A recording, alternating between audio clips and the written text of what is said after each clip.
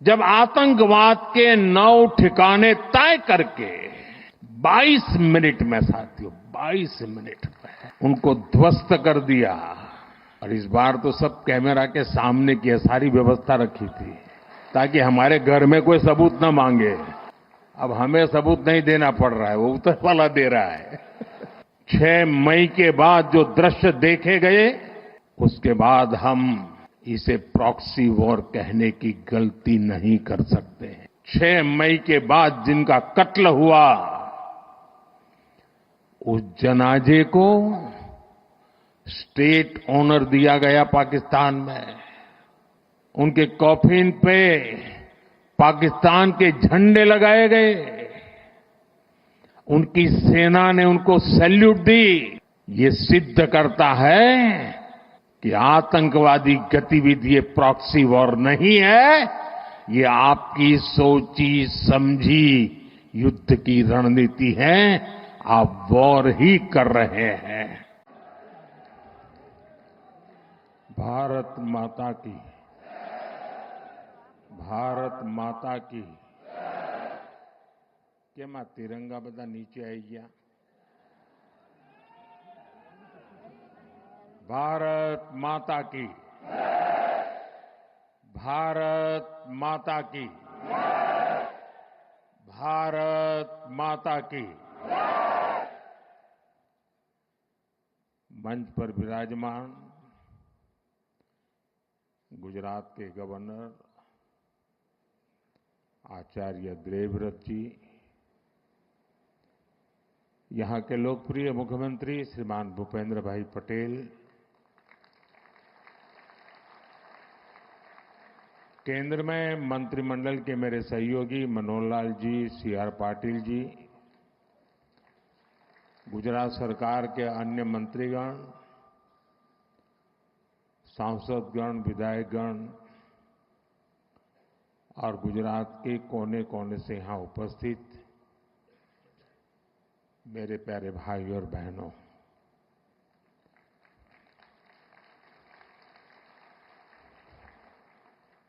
मैं 2 दिन से गुजरात में हूं।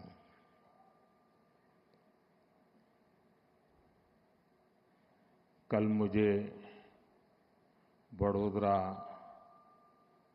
दाहोद, भूज, अहमदाबाद और आज सुबह सुबह गांधीनगर, मैं जहां जहां गया ऐसा लग रहा है देशभक्ति का ज्वार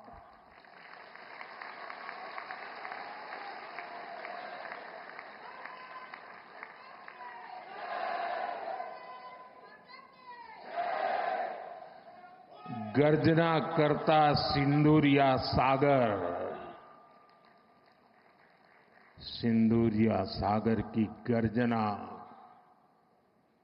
और लहराता तिरंगा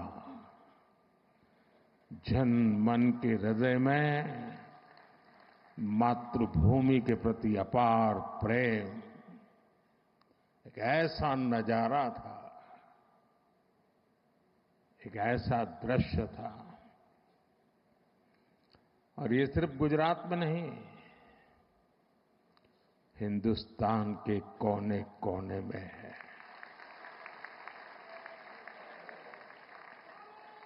हर हिंदुस्तानी के दिल में है।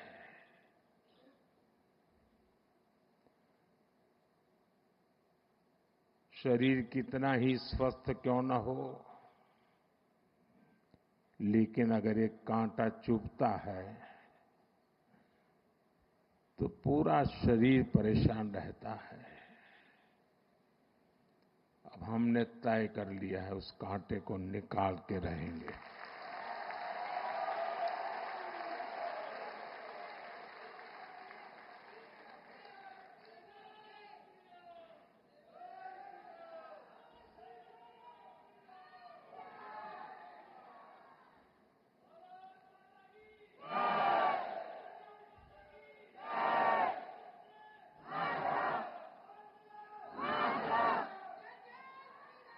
साथियों,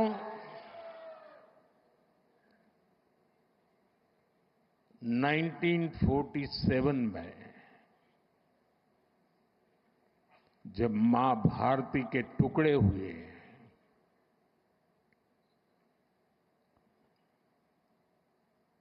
कटनी चाहिए थी तो जंजीरें, लेकिन काट दी गई भुजाएं। देश के 3 टुकड़े कर दिए गए।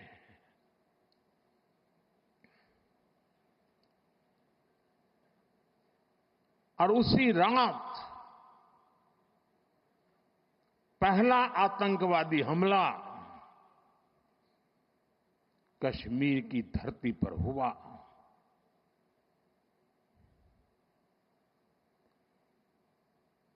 मां भारती का एक हिस्सा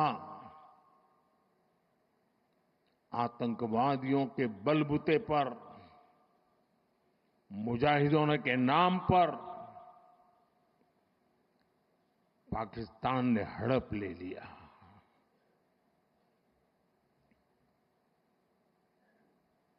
अगर उसी दिन इन मुजाहिदों को मौत के घाट उतार दिया गया होता,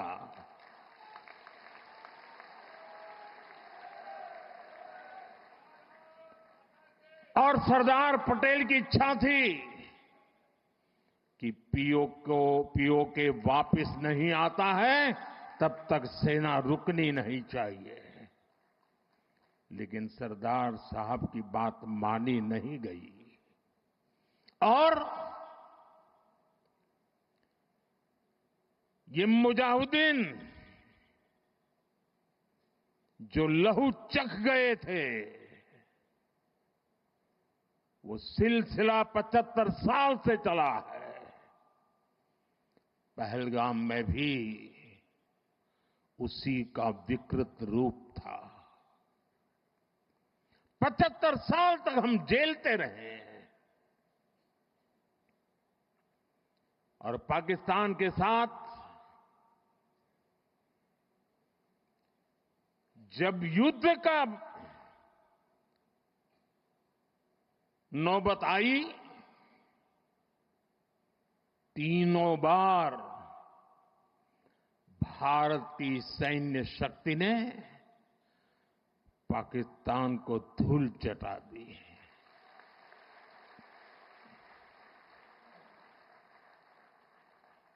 और पाकिस्तान समझ गया कि लड़ाई में वो भारत से जीत नहीं सकते हैं, और इसलिए उसने प्रॉक्सी वॉर चालू किया। सैन्य प्रशिक्षण होता है, सैन्य प्रशिक्षित आतंकवादी भारत भेजे जाते हैं और निर्दोष निहत्थे लोग, कोई यात्रा करने गया है, कोई बस में जा रहा है, कोई होटल में बैठा है, कोई टूरिस्ट बन के जा रहा है, जहां मौका मिला वे मारते रहे, मारते रहे, मारते रहे और हम सहते रहे। आप मुझे बताइए, क्या ये अब सहना चाहिए? क्या गोली का जवाब गोले से देना चाहिए? ईंट का जवाब पत्थर से देना चाहिए? ये कांटे को जल मुर्द से उखाड़ देना चाहिए?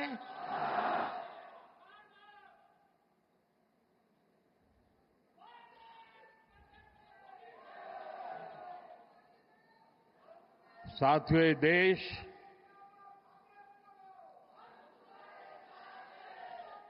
उस महान सांस्कृतिक परंपरा को लेकर के चला है, वसुधैव कुटुंबकम।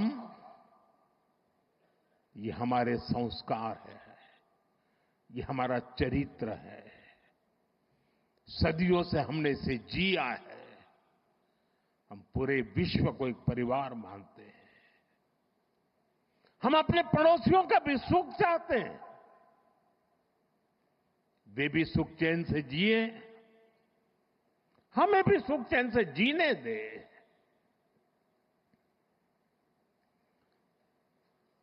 ये हमारा हजारों साल से चिंतन रहा है।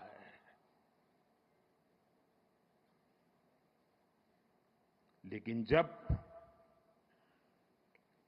बार बार हमारे सामर्थ्य को ललकारा जाए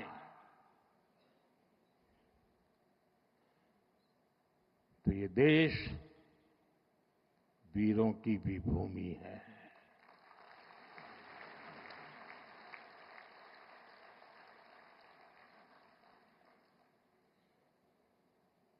आज तक जिसे हमें प्रॉक्सी वॉर कहते थे,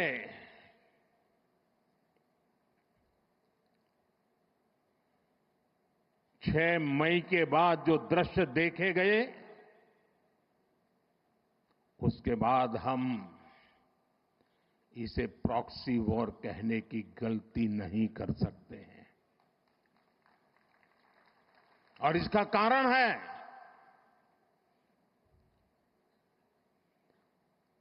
जब आतंकवाद के 9 ठिकाने तय करके 22 मिनट में, साथियों 22 मिनट में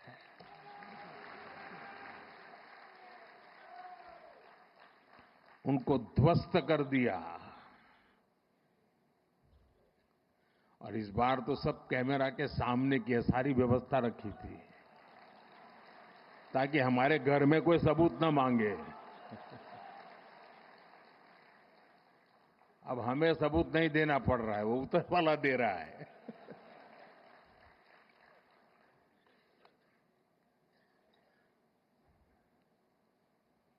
और मैं इसलिए कहता हूं अब ये प्रॉक्सी वॉर नहीं कह सकते इसको, क्योंकि जो आतंकवादियों के जनाजे निकले 6 मई के बाद, जिनका कत्ल हुआ, उस जनाजे को स्टेट ऑनर दिया गया पाकिस्तान में। उनके कॉफिन पे पाकिस्तान के झंडे लगाए गए, उनकी सेना ने उनको सैल्यूट दी।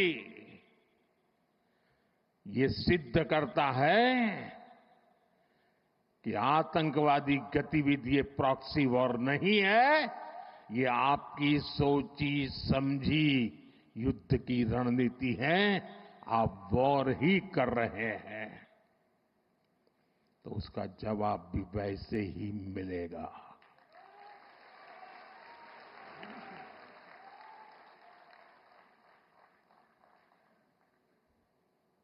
हम अपने काम में लगे थे, प्रगति के राह पे चले थे।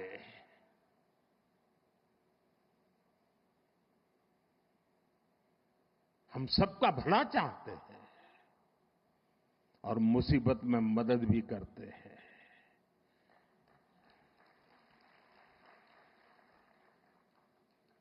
लेकिन बदले में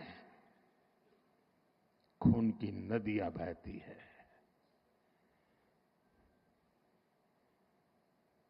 मैं नई पीढ़ी को कहना चाहता हूं,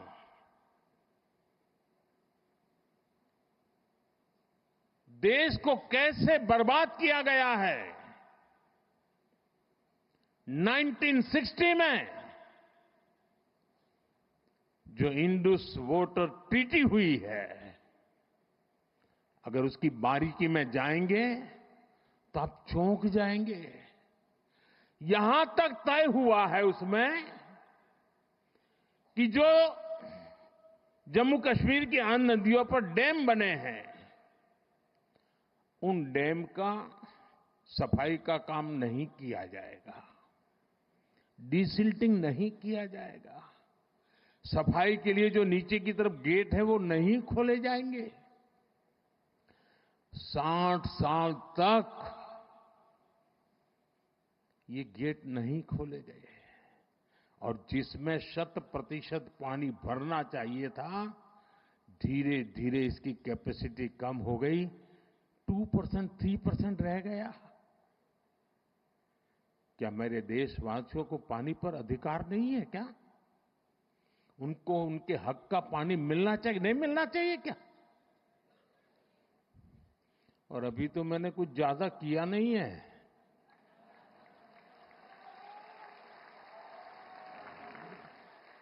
अभी तो हमने कहा है कि हमने इसको एबेंस में रखा है, वहां पसीना छूट रहा है। और हमने डैम थोड़े खोल करके सफाई शुरू की। जो कूड़ा कचरा था वो निकाल रहे हैं। इतने से वहां फ्लड आ जाता है। साथियों, हम किसी से दुश्मनी नहीं चाहते हैं। हम सुख चैन की जिंदगी जीना चाहते हैं। हम प्रगति भी इसलिए करना चाहते हैं कि विश्व की भलाई में हम भी कुछ योगदान कर सके।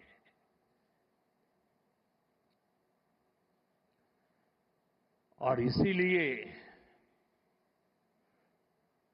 हम एक निष्ठ भाव से कोटि कोटि भारतीयों के कल्याण के लिए प्रतिबद्धता के साथ काम कर रहे हैं। कल 26 मई था। 2014 में 26 मई मुझे पहली बार देश के प्रधानमंत्री के रूप में शपथ लेने का अवसर मिला। और तब भारत की इकोनॉमी दुनिया में 11 नंबर पर थे। हमने कोरोना से लड़ाई लड़ी, हमने पड़ोसियों से भी मुसीबतें झेली, हमने प्राकृतिक आपदा भी झेली। इन सब के बावजूद भी इतने कम समय में हम 11 नंबर की इकोनॉमी से 4 नंबर की इकोनॉमी पहुंच गए।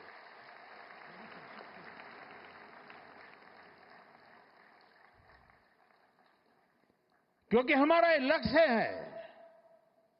हम विकास चाहते हैं, हम प्रगति चाहते हैं। और एक के बाद योजनाएं। और साथियों, मैं गुजरात का ऋणी हूं। इस मिट्टी ने मुझे बड़ा किया है।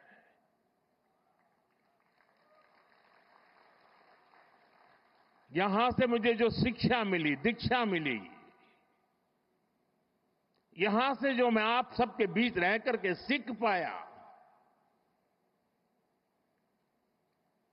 जो मंत्र आपने मुझे दिए, जो सपने आपने मेरे में संजोए, मैं उसे देशवासियों के काम आए इसके लिए कोशिश कर रहा हूं।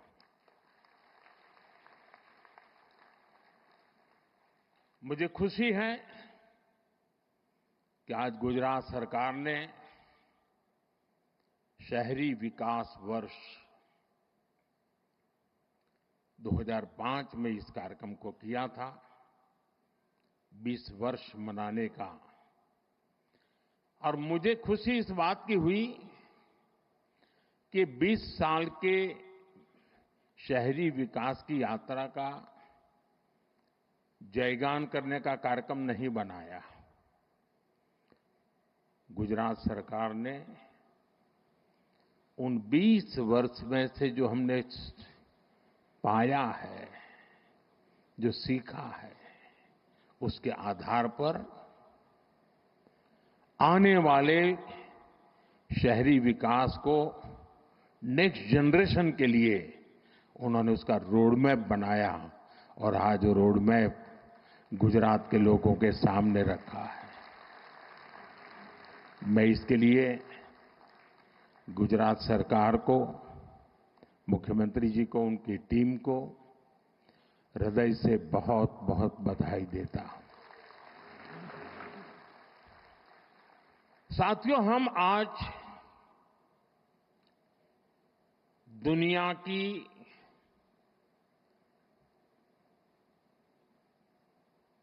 चौथी इकोनॉमी बने हैं। किसी को भी संतोष होगा कि अब जापान को भी पीछे छोड़ करके हम आगे निकल गए।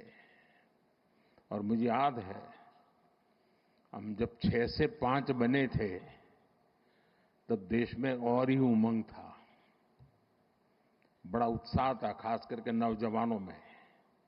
और उसका कारण ये था कि 250 साल तक जिन्होंने हम पर राज किया था ना, उस यूके को पीछे छोड़ करके हम 5 बने थे। लेकिन अब 4 बनने का आनंद जितना होना चाहिए उससे ज्यादा 3 कब बनोगे इसका दबाव बढ़ रहा है। अब देश इंतजार करने को तैयार नहीं है, और अगर किसी ने इंतजार करने के लिए कहा तो पीछे से नारा आता है, मोदी है तो मुमकिन है।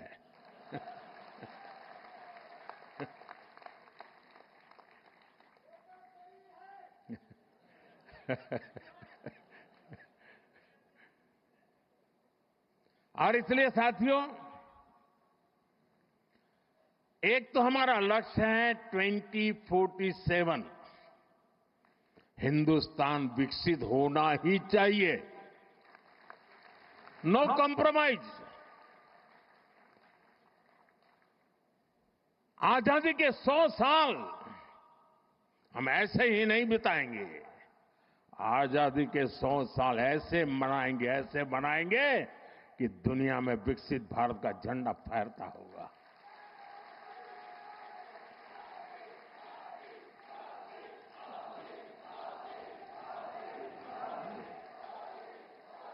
अब कल्पना कीजिए, 1920, 25, 30, 40, 42 उस कालखंड में चाहे भगत सिंह हो, सुखदेव हो, राजगुरु हो, नेताजी सुभाष बाबू हो, वीर सावरकर हो, श्यामजी कृष्ण वर्मा हो, महात्मा गांधी हो, सरदार पटेल हो, इन सब ने जो भाव पैदा किया था और देश के जन मन में आजादी की ललक न होती, आजादी के लिए जीने मरने की प्रतिबद्धता न होती, आजादी के लिए सहन करने की इच्छा शक्ति न होती, तो शायद 1947 में आजादी नहीं मिलती। ये इसलिए मिली कि उस समय जो 25-30 करोड़ आबादी थी, वे बलिदान के लिए तैयार हो चुकी थी। अगर 25-30 करोड़ लोग संकल्पबद्ध होकर के 20 साल 25 साल के भीतर भीतर अंग्रेजों को यहां से निकाल सकते हैं, तो आने वाले 25 साल में 140 करोड़ लोग विकसित भारत बना भी सकते हैं दोस्तों।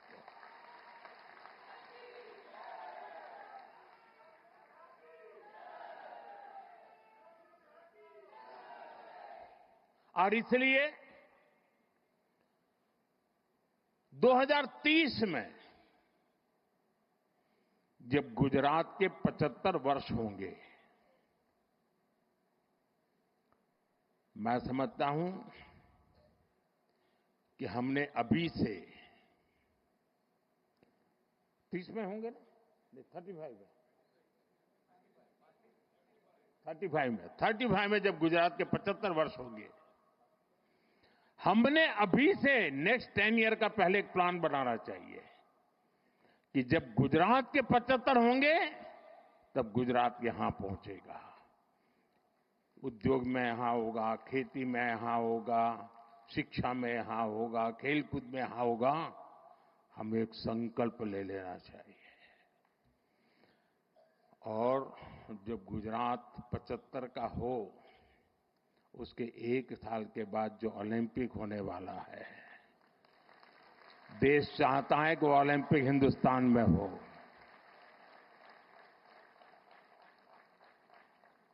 और इसलिए साथियों, जिस प्रकार से हमारा ये एक लक्ष्य है कि हम जब गुजरात के 75 साल हो जाए, और आप देखिए जब गुजरात बना उस समय के अखबार निकाल दीजिए, उस समय की चर्चाएं निकालिए। क्या चर्चा होती थी कि गुजरात महाराष्ट्र से अलग होकर क्या करेगा, गुजरात के पास क्या है,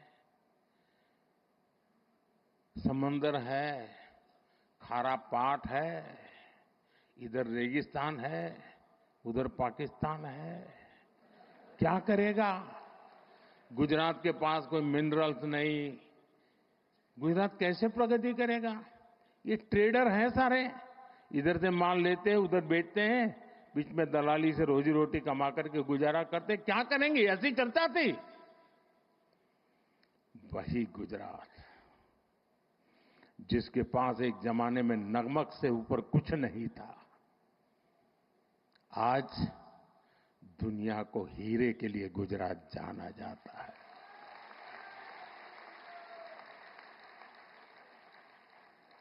कहां नमक, कहां हीरे, ये यात्रा हमने काटी है। और इसके पीछे सुविचारित रूप से प्रयास हुआ है, योजनाबद्ध तरीके से कदम उठाए हैं। हमारे यहां आमतौर पर गवर्नेंस के मॉडल की चर्चा होती है कि सरकार में साइलोज ये सबसे बड़ा संकट है, एक डिपार्टमेंट दूसरे से बात नहीं करता है, एक टेबल वाला दूसरे टेबल वाले से बात नहीं करता है, ऐसी चर्चा होती है। कुछ मात्रा में सही भी होगा, लेकिन उसका कोई सॉल्यूशन है क्या? मैं आज आपको बैकग्राउंड बताता हूं।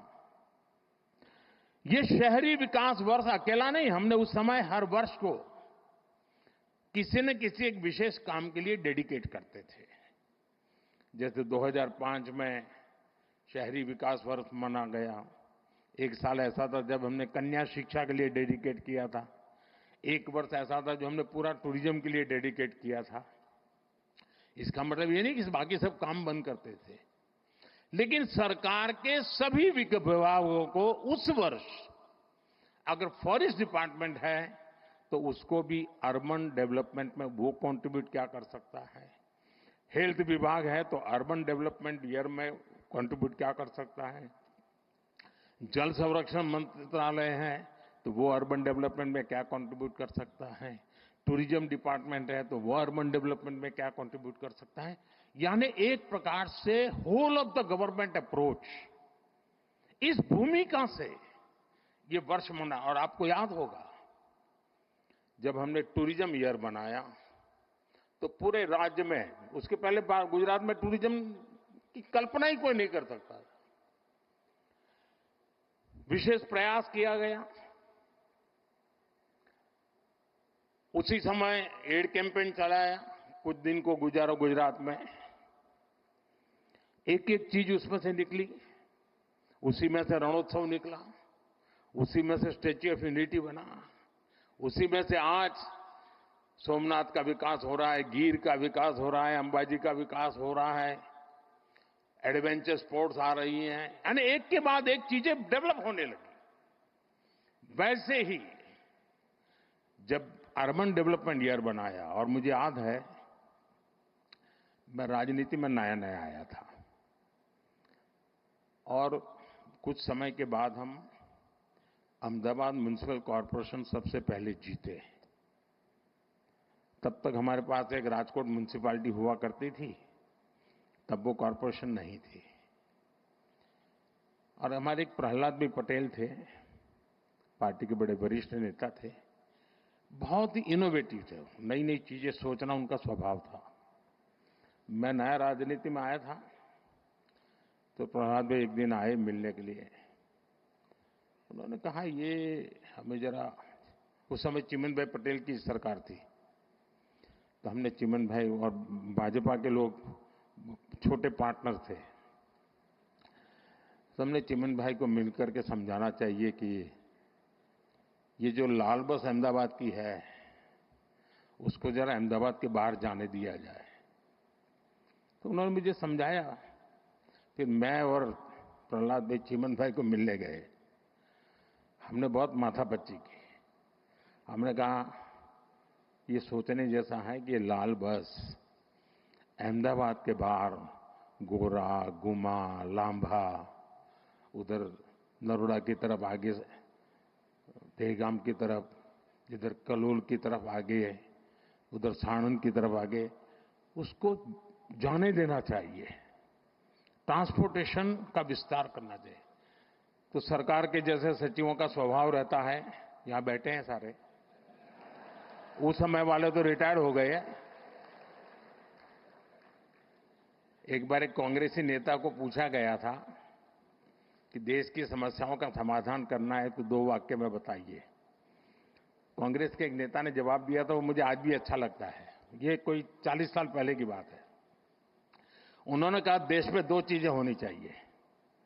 एक, पॉलिटिशियंस ना कहना सीखे और ब्यूरोक्रेट हाँ कहना सीखे। तो मुझे सारी समझ होगा, पॉलिटिशियन किसी को ना नहीं कहता और ब्यूरोक्रेट किसी को हाँ नहीं कहता। तो उस समय चिमन भाई के पास गए तो उन्होंने पूछा सबसे, हम दोबारा गए, तीसरी बार गए, नहीं एसटी को नुकसान हो जाएगा, एसटी को कमाई बंद हो जाएगी, एसटी बंद पड़ जाएगी, एसटी घाटे में चल रही है, लाल बस वहां नहीं भेज सकते, मगर बहुत दिन चला। 3-4 महीने तक हमारी माथापच्ची चली। खैर हमारा दबाव इतना था कि आखिर लाल बस को लांबा, गोरा, गुमा ऐसा एक्सटेंशन मिला। उसका परिणाम है कि अहमदाबाद का विस्तार तेजी से उधर साणंद की तरफ हुआ, इधर देहगाम की तरफ हुआ, उधर कलोल की तरफ हुआ, उधर अहमदाबाद की तरफ हुआ। तो अहमदाबाद पर जो प्रेशर एकदम तेजी से बढ़ने वाला था, उसमें तेजी आए, बच गए। छोटी सी बात थी।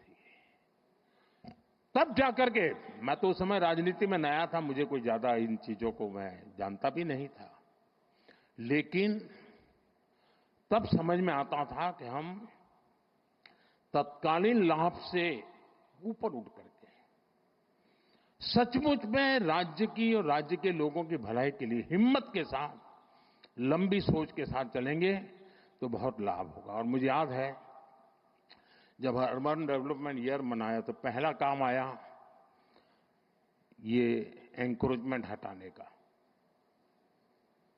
अब जब एंक्रोचमेंट हटाने की बात आती तो सबसे पहले रुकावट बनता है पॉलिटिकल आदमी, किसी भी दल का, वो आके खड़ा हो जाता है क्योंकि उसका लगता है मेरे वोटर है, तुम तोड़ रहे हो।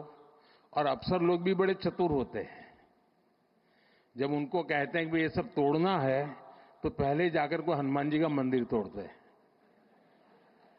तो ऐसा तूफान खड़ा हो जाता है कि कोई भी पॉलिटिशियन डर जाता है, उसको लगता है ये हनुमान जी का मंदिर तोड़ दिया। वो हमने बड़ी हिम्मत दिखाई। उस समय हमारे आईके शायद अर्बन मिनिस्टर थे, और उसका परिणाम ये आया कि रास्ते चौड़े होने लगे। तो जिसका 2 फुट 4 फुट कटता था वो चिल्लाता था, लेकिन पूरा शहर खुश हो जाता था। इसमें एक स्थिति ऐसी बनी, बड़ी इंटरेस्टिंग है। अब मैंने तो 2005 अर्बन डेवलपमेंट ईयर घोषित कर दिया। उसके लिए कोई 80-90 पॉइंट निकाले थे, बड़े इंटरेस्टिंग पॉइंट है। तो पार्टी से ऐसी मेरी बात हुई थी कि भाई ऐसा एक अर्बन डेवलपमेंट ईयर होगा, जरा सफाई वगैरह के कामों में सबको जुड़ना पड़ेगा सब। लेकिन जब ये तोड़ना शुरू हुआ तो मेरी पार्टी के लोग आए, ये बड़ा सीक्रेट बता रहा हूं मैं। उन्होंने कहा साहब ये 2005 में तो अर्बन बॉडी की चुनाव है, हमारी हालत खराब हो जाएगी। ये सब चारों तरफ तोड़फोड़ चल रही है। मैंने कहा यार भाई ये तो मेरे ध्यान में नहीं रहा, और सचमुच में मेरे ध्यान में वो चुनाव था ही नहीं। अब मैंने कार्यक्रम बना दिया। अब साहब मेरा भी एक स्वभाव है,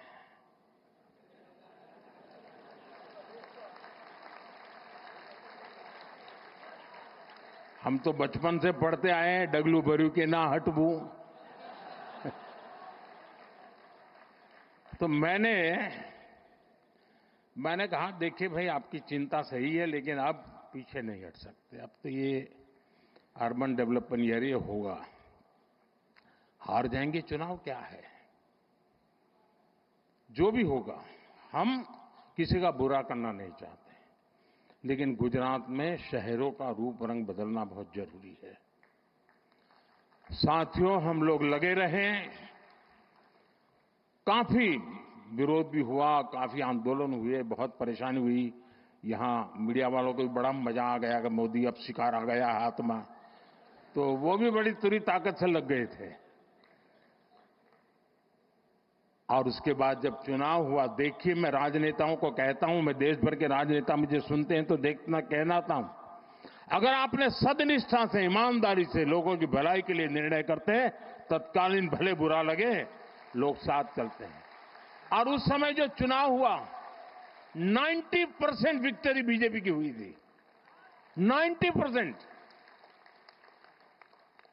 यानी लोग जो मानते हैं कि जनता ये नहीं जाए। और मुझे याद है अभी ये जो यहां अटल ब्रिज बना है ना, तो मुझे ये साबरमती रिवर फ्रंट पे, तो पता नहीं क्यों मुझे उद्घाटन के लिए बुलाया था।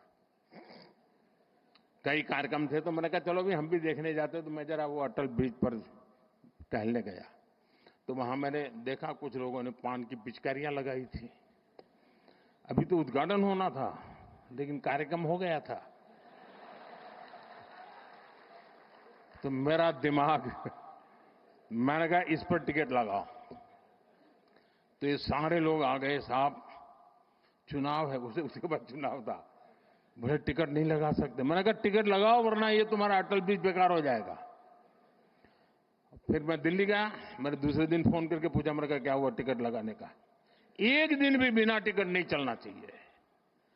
साथियों, खैर मेरा मान सम्मान रखते हैं सब लोग, आखिरकार हमारे लोगों ने ब्रिज पर टिकट लगा दिया।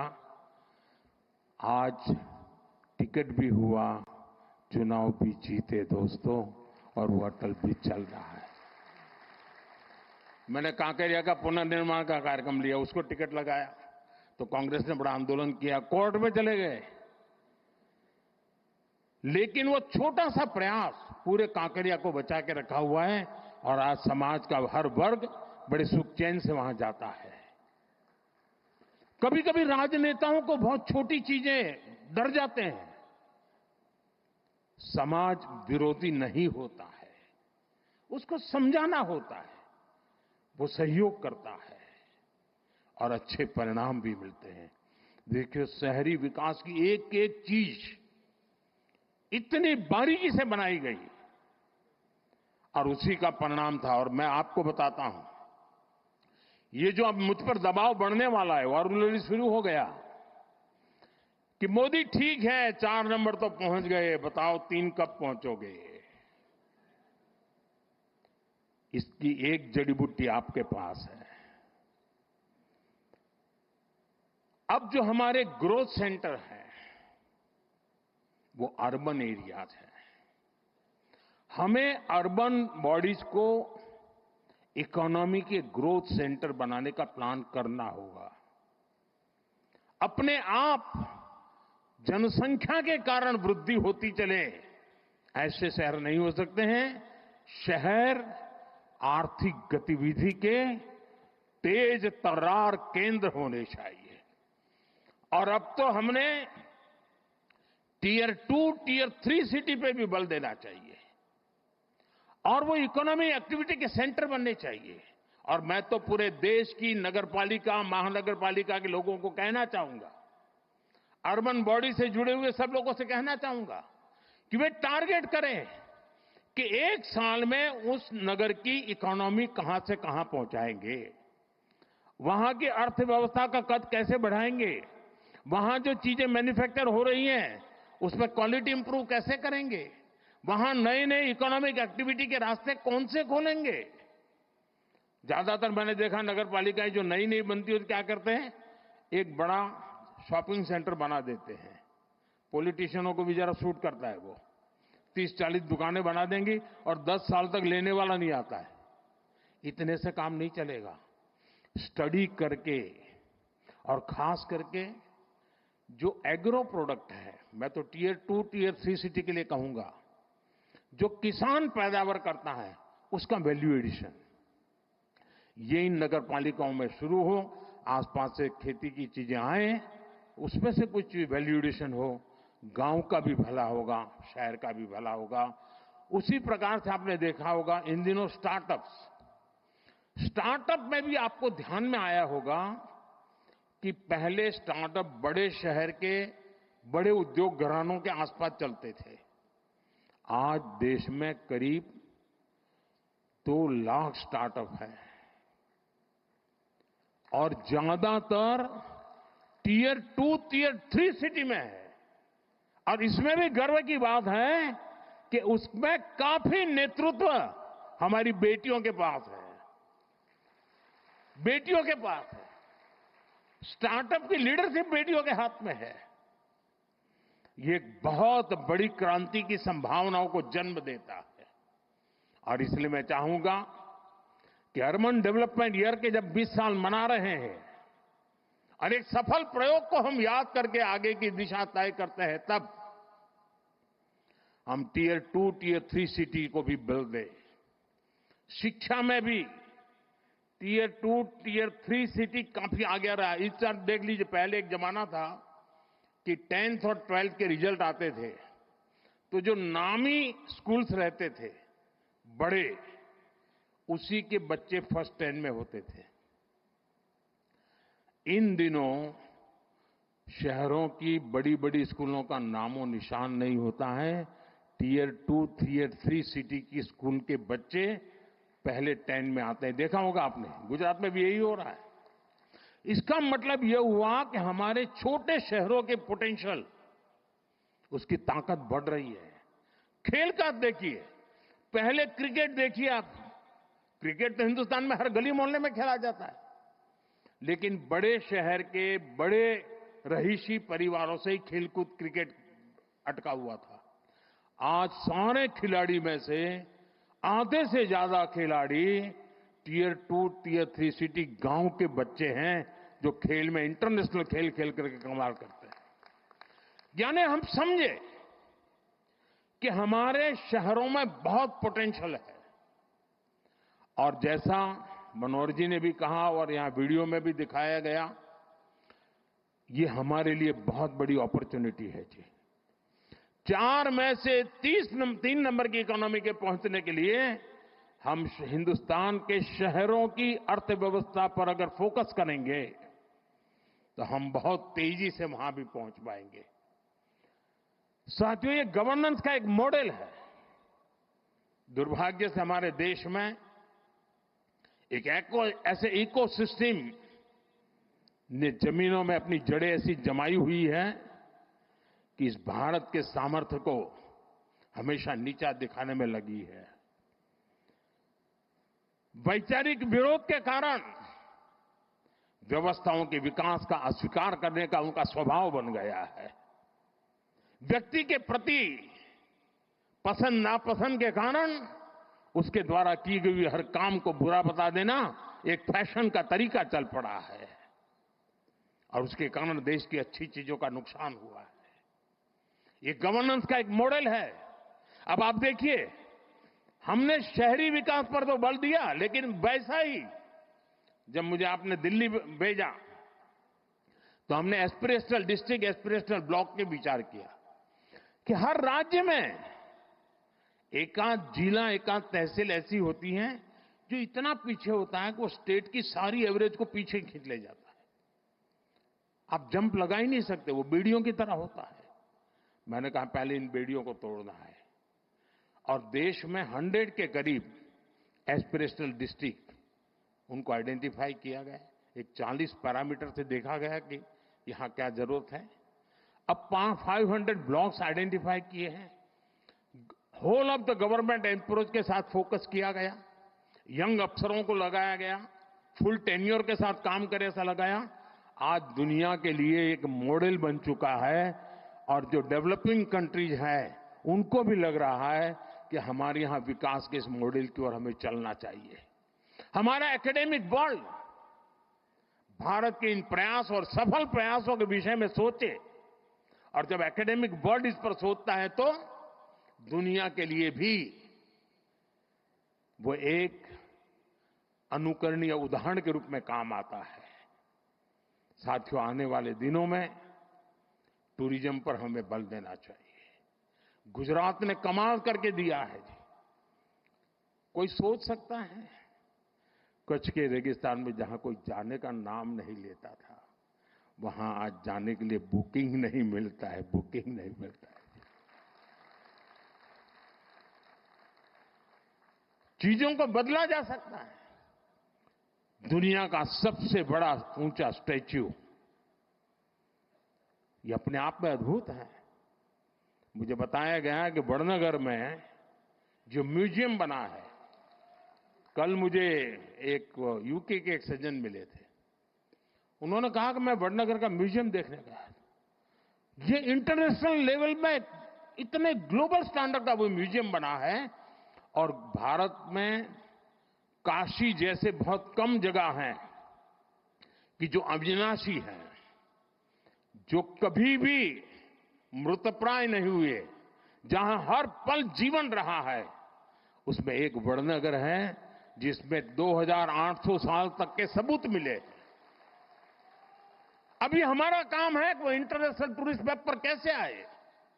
हमारा लोथल, जहां हम एक म्यूजियम बना रहे हैं, मैरीटाइम म्यूजियम, 5000 साल पहले मैरीटाइम में दुनिया में हमारा डंका बजता था। धीरे धीरे हम भूल गए। लोथल उसका जीता जागता उदाहरण है। लोथल में दुनिया का सबसे बड़ा मैरीटाइम म्यूजियम बन रहा है। आप कल्पना कर सकते हैं कि इन चीजों का कितना लाभ होने वाला है। और इसलिए मैं कहता हूं, 2005 का हुए समय था जब पहली बार गिफ्ट सिटी के आइडिया को कंसीव किया गया, और मुझे याद है शायद हमने इसका लॉन्चिंग टैगोर हॉल में किया था। तो उसके बड़े बड़े जो हमारे मन में डिजाइन थी उसके चित्र लगाए थे। तो मेरे अपने ही लोग पूछ रहे थे, ये होगा? इतने बड़े बिल्डिंग टावर बनेंगे? मुझे बराबर याद है। यानी जब मैं उसका मैप वगैरह और उसका प्रेजेंटेशन दिखाता था केंद्र के कुछ नेताओं को, तो वो भी मुझे कह रहे भारत जैसे देश में क्या कर रहे हो तुम। मैं सुनता था। आज वो गिफ्ट सिटी, हिंदुस्तान का हर राज्य कह रहा है कि हमारे यहां भी एक गिफ्ट सिटी होना चाहिए।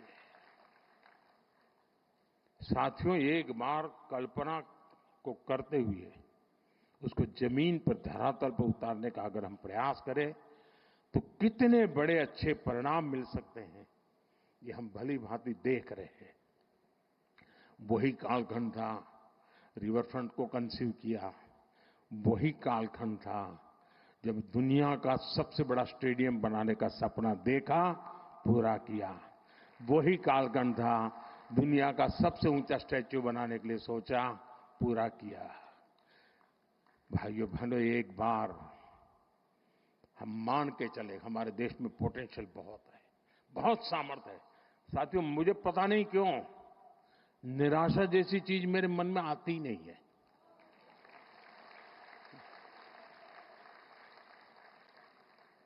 मैं इतना आशावादी हूं, और मैं सामर्थ्य को देख पाता हूं जी। मैं दीवारों के उस पार देख सकता हूं, मेरे देश के सामर्थ्य को देख सकता हूं, मेरे देशवासियों के सामर्थ्य को देख सकता हूं, और इसी के भरोसे हम बहुत बड़ा बदलाव ला सकते हैं। और इसलिए आज मैं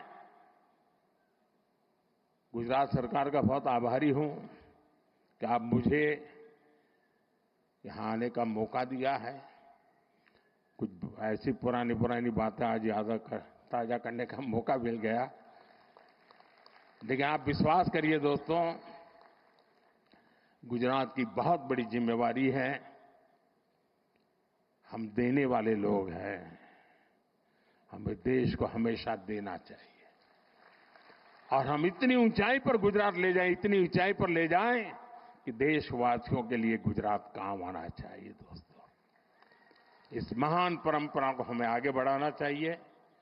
मुझे विश्वास है गुजरात एक नए सामर्थ्य के साथ, अनेकविध नई कल्पनाओं के साथ, अनेकविध नए इनिशिएटिव के साथ आगे बढ़ेगा। मुझे मालूम है मेरा भाषण शायद कितना लंबा हो गया होगा, पता नहीं क्या हुआ,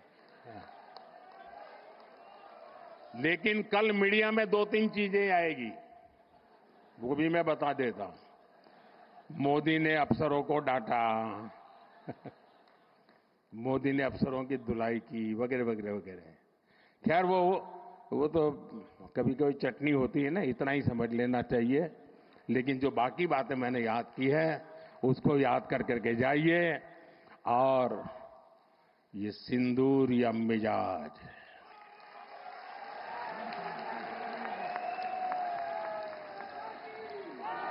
ये सिंदूरिया स्पिरिट, दोस्तों 6 मई की रात ऑपरेशन सिंदूर सैन्य बल से प्रारंभ हुआ था, लेकिन अब ये ऑपरेशन सिंदूर जनबल से आगे बढ़ेगा। और जब मैं सैन्य बल और जनबल की बात करता हूं, तब ऑपरेशन सिंदूर जनबल का मतलब मेरा होता है जन जन देश के विकास के लिए भागीदार बने, दायित्व संभालें। हम इतना तय कर लें कि 2047 जब भारत की आजादी के 100 साल होंगे, विकसित भारत बनाने के लिए तत्काल भारत की इकोनॉमी को 4 नंबर से 3 नंबर पर ले जाने के लिए अब हम कोई विदेशी चीज का उपयोग नहीं करेंगे। हम गांव-गांव व्यापारियों को शपथ दिलवाएं, व्यापारियों का कितना ही मुनाफा क्यों ना हो, आप विदेशी माल नहीं बेचोगे। लेकिन दुर्भाग्य देखिए, गणेश जी भी विदेश से आ जाते हैं। छोटी आंख वाले गणेश जी आएंगे, गणेश जी की आंख भी नहीं खुल रही है। होली रंग छिड़कना है, बोले विदेशी। हमें पता था, आप भी अपने घर जाकर के सूची बनाना। सचमुच में ऑपरेशन सिंदूर के लिए एक नागरिक के नाते मुझे एक काम करना है। आप घर में जाकर सूची बनाइए कि आपके घर में 24 घंटे में सुबह से दूसरे दिन सुबह तक कितनी विदेशी चीजों का उपयोग होता है। आपको पता ही नहीं होता है। आप हेयर पिन भी विदेशी उपयोग कर लेते हैं, कंघा भी विदेशी होता है, दांत में लगाने वाली जो पिन होती है वो भी विदेशी घुस गई है, हमें मालूम तक नहीं है, पता ही नहीं है। दोस्तों, देश को अगर बचाना है, देश को बनाना है, देश को बढ़ाना है, तो ऑपरेशन सिंदूर ये सिर्फ सैनिकों के जिम्मे नहीं है। ऑपरेशन सिंदूर 140 करोड़ नागरिकों के जिम्मे है। देश सशक्त होना चाहिए, देश समर्थ होना चाहिए, देश का नागरिक सामर्थ्यवान होना चाहिए। और इसके लिए हमने vocal for local, one district one product, जो आपके पास है फेंक देने के लिए मैं नहीं कह रहा हूं, लेकिन आप नया नहीं लेंगे। और शायद 1-2% चीजें ऐसी हैं जो शायद आपको बाहर के लेनी पड़े, जो हमारे यहां उपलब्ध ना हो। बाकी आज हिंदुस्तान में ऐसा कुछ नहीं। आपने देखा होगा, आज से पहले 25 साल 30 साल पहले विदेश से कोई आता था तो लोग लिस्ट भेजते थे कि ये ले आना, ये ले आना। आज विदेश से आते हैं, वो पूछते हैं कि कुछ लाना है, तो यहां वाले के नहीं, यहां सब है, मत लाओ, सब कुछ है। हमें अपनी ब्रांड पे गर्व होना चाहिए, मेड इन इंडिया पर गर्व होना चाहिए। ऑपरेशन सिंदूर सैन्य बल से नहीं, जनबल से जीतना है दोस्तों। और जनबल आता है मातृभूमि की मिट्टी में पैदा हुई हर पैदावार से आता है। इस मिट्टी की जिसमें सुगंध हो, इस देश के नागरिक के पसीने की जिसमें सुगंध हो, उन चीजों का मैं इस्तेमाल करूंगा।